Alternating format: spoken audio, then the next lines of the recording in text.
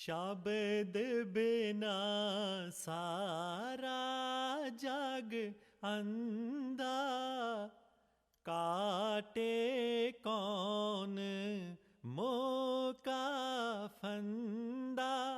शब्द बिना सारा जग अंधा, काटे कौन मोह का फंदा। शब्द बिना बिरथा सब तंदा, शब्द बिना बिरथा सब तंदा। शब्द बिना जीव बंधन बंधा, शब्द बिना जीव बंधन बंधा।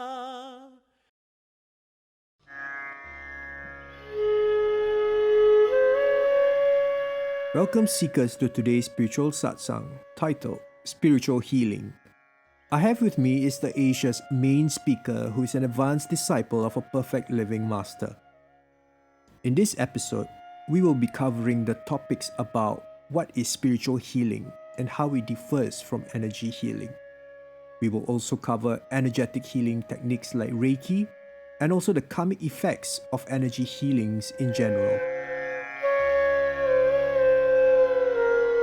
Okay, I think to start off this topic, let's understand the difference between psychic healing and spiritual healing. So, main speaker, can you elaborate? Yes, according to one of my master, Ishwar Puriji, he mentioned in one discourse, he said there's two kinds of healing. One is psychic healing, another one is spiritual healing. He went to America and one of the organizers invited him to like a healing event because they mistaken him to be a healer from India. So he been put in a group with around 10 people or more. And from his observation, he said, they all look sick. They all look not well, right? If they are the like so-called spiritual healer, if they are healer healing people, why they not heal themselves first?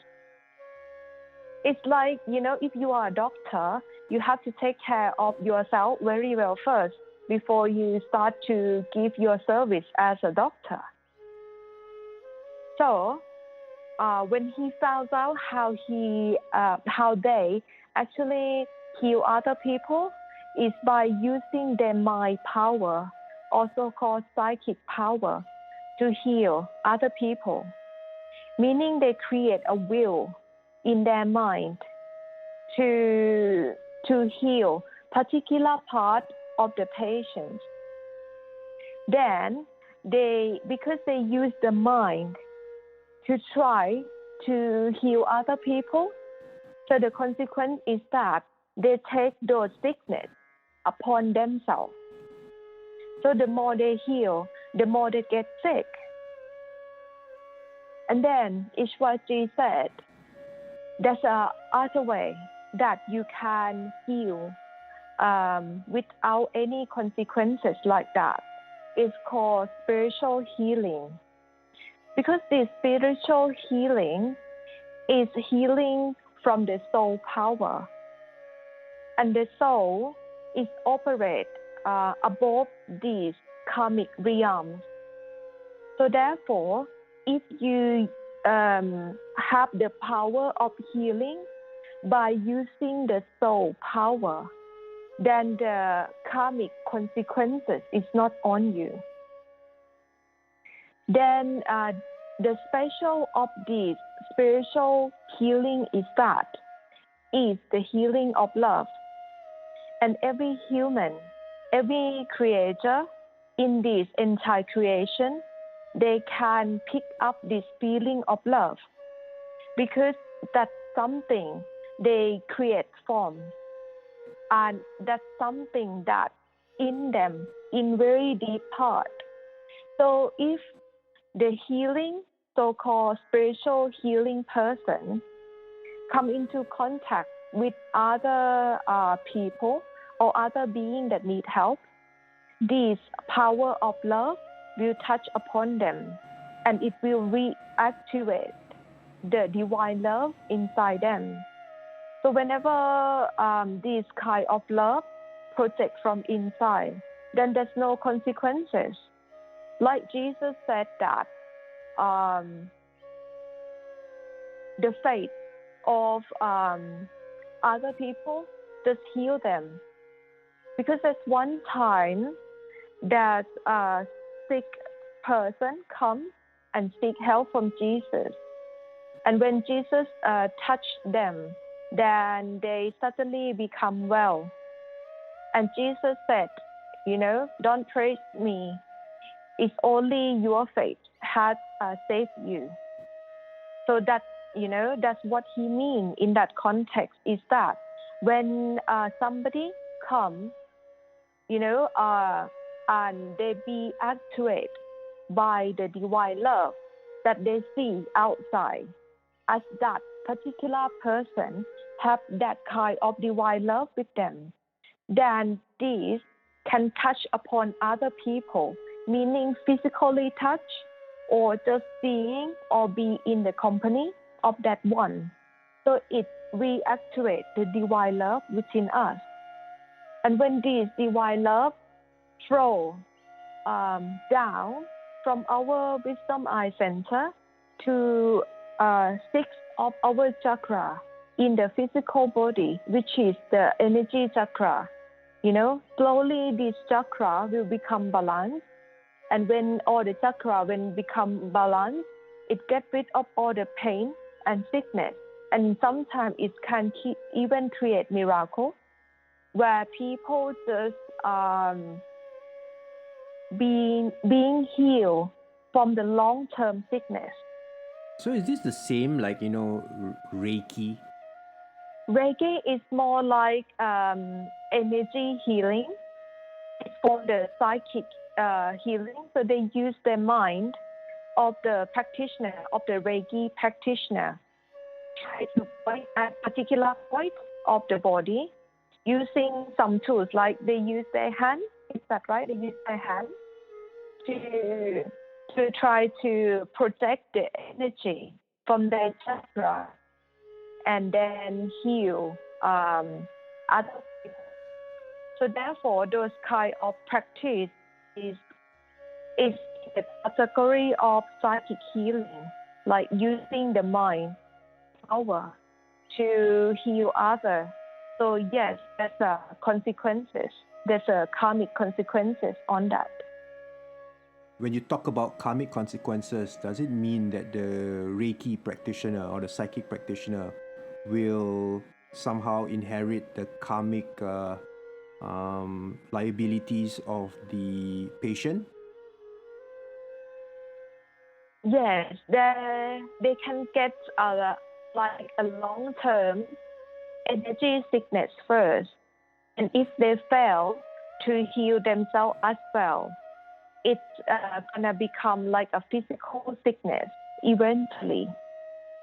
So the longer you using these kind of technique, the mind power technique to heal other people, then it can even shorten lifespan practitioner, because use the limited power within their body, within their mind, within their emotion, within their character to heal other people.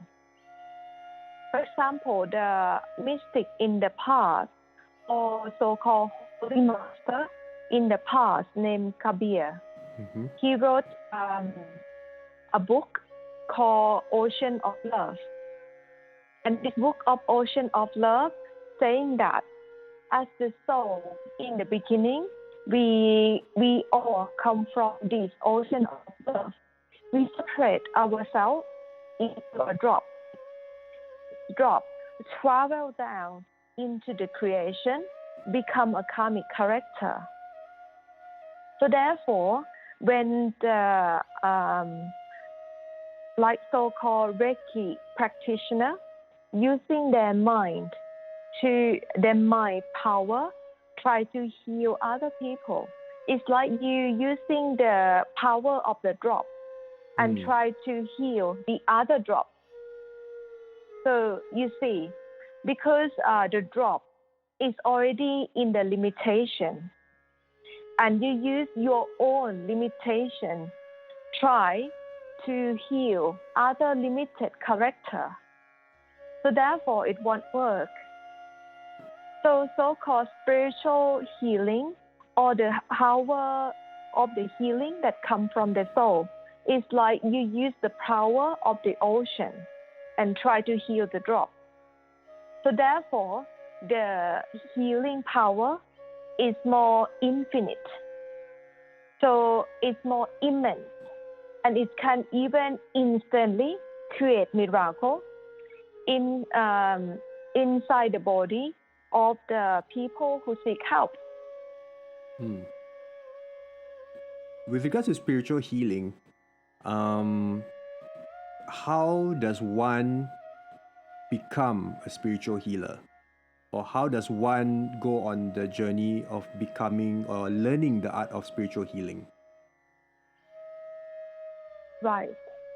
Okay. This is for my case, right? I will tell you a little bit, what happened to me. Because I'm in this culture of superstitious culture. So a lot of my childhood background involving a lot of astral worship, religious practice in Buddhism. And because I was born as very sensitive person, so I can easily pick up the energy of the place, the energy of people. So growing up, I'm always have the kind of withdrawal. And when I get in the company of not so good people, then I will not really want to look at them or talk to them. So I try to find out on my own why. Human, even they are human, have physical body just like us. And some even, have a very good looking. But whatever they carry, sometimes it's not like their package. Sometimes, a good looking person can carry a bad energy with them. So when I pick up like that, like a child, my mother said sometimes why you being very rude? You're not talking to these adults. You not make effort to socialize with them, right? Because as a child, because I'm really sensitive in energy, so I would pick, the favorite person that I would like to have conversation with or talk to them. Or if I pick up that those people have bad energy, then I'm just totally ignore them. So when I grow up, and after I've been initiated by Supreme Master, in a lot of her teaching, she explained how the energy work, how breathing work, how karmic exchange work. She said, when we come into the connection of good people, when we talk with them, when we look into their eyes, it's like we building the energy bridge between one to the other people. So whatever we have as a good thing, we'll transfer to them. Whatever good thing they have, we transfer to us to make the energy balance at that time. But if you come into the contact of not so-called good people, right? Not good people. Then if they carry a heavy bad energy with them, and if you happen to have good energy, when you talk to them, look into their eyes, right? It will the energy bridge will also work, but it will work in a way that it transfers good energy from you to them, so they feel better, they feel less heavy. But in return, they will transfer the heavy and bad energy to you to make you feel heavy. So the energy has to be balanced between the two persons that in the company. So I start to understand, why I behave in particular way when I was a child. Then I was thinking, okay, if it's like this, how we can protect ourselves then? According to Master, at the time of initiation, they will give us the holy mantra, which is the holy names, the 5 names, also called Simran, right? They said, okay, if you want to avoid this energy bridge, the energy exchange, then wherever you go, whoever you talk to, you just try to recite this holy mantra to create like an invisible shield around you. So those energy that transfer to other people is like the energy from Master, because when Master initiate us in the holy name, they encode the Master power inside those 5 names. So whenever you recite those names, thinking of your beloved Master, it's as if you connect to the infinite source of spiritual power or the soul power. Because our Master operates from the soul level, and they brought this soul level of energy directly into this world. So at that time, the exchange of energy, if it's still happening, that when you recite the holy names, recite this holy mantra, will be the energy from the infinite source, from Master power or the soul power to other people. So therefore, you're being protected at that time, and you not get disturbed by other people's heavy energy. So that's how I start to realize that, okay, the more I involve this kind of practice, meaning, thinking of Master all the time in my life and daily, when I'm seeing other people, going outside my comfort zone, meaning outside my house, and going into the public places, then in the back of my mind, I can train my mind to recite these holy mantra, this holy name, so I get less affected by this pool of energy wherever I go. And after that, because I'm human, right? I was thinking, maybe the protection of one Master is not enough. I have to find more holy men or holy women that I can find in my life to protect me. So I have the selection of people to protect me. So later on, I continue to get initiation from other two Master, Babaji and Ishwapuriji.